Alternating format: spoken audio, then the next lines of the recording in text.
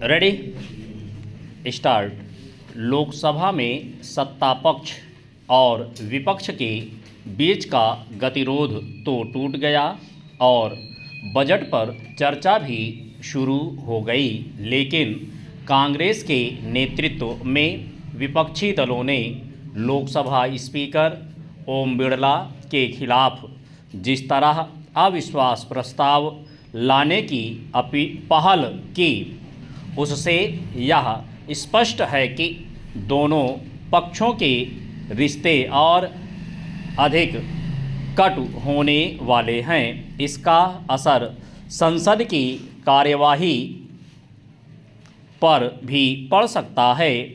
फिलहाल कहना कठिन है कि इस अविश्वास प्रस्ताव का क्या हश्र होगा, लेकिन इसकी अनदेखी नहीं की जा सकती कि कुछ समय पहले विपक्ष ने राज्यसभा के तत्कालीन सभापति जगदीप धनखड़ के खिलाफ भी अविश्वास प्रस्ताव लाने की पहल की थी। आसार यही हैं कि जैसे वह अविश्वास प्रस्ताव कहीं नहीं पहुंच सका था, उसी तरह इस अविश्वास प्रस्ताव का भी कोई भविष्य नहीं। लोकसभा स्पीकर के खिलाफ अविश्वास प्रस्ताव इसलिए लाया जा रहा है कि उन्होंने राहुल गांधी को सदन में बोलने का अवसर नहीं दिया। साफ है कि राहुल गांधी और उनके सहयोगी यह सिद्ध करना चाह रहे हैं कि नेता प्रतिपक्ष चीन के मामले में पूर्व सेनाध्यक्ष जनरल एम नरवणे की पुस्तक के एक पत्रिका में छपे कथित अंशों के माध्यम से जो कुछ कहना चाह रहे हैं वह इतना विस्फोटक और सनसनीखेज है कि मोदी सरकार संकट में पड़ जाएगी।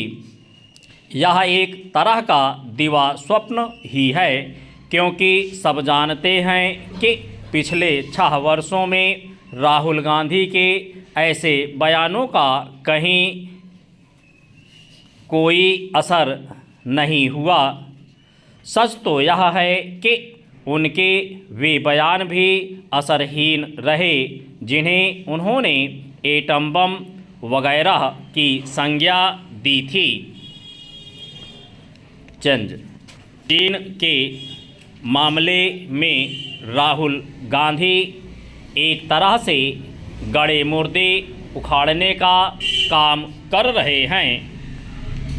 2020 के गलवान में भारतीय और चीनी सैनिकों के बीच की झड़प के बाद की घटना पर जनरल नरवणे की जिस पुस्तक के बहाने यह बताना चाहते हैं कि प्रधानमंत्री चीनी सेना की आक्रामकता से डर गए थे, वह अब तक अप्रकाशित है।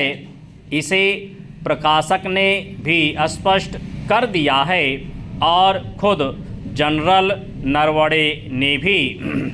आखिर ऐसे में राहुल गांधी उनकी कौन सी पुस्तक दिखाते फिर रहे हैं?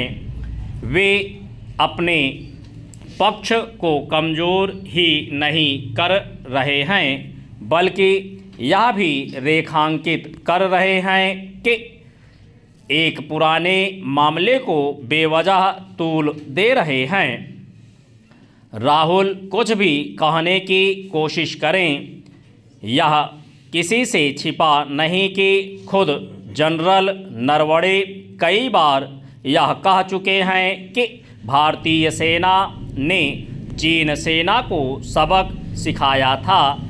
यह भी सब जानते हैं कि भारतीय सेना की मुंहतोड़ जवाबी कार्रवाई के कारण ही चीन वार्ता की मेज पर आया था और सीमा पर कई क्षेत्रों में यथास्थिति कायम हुई।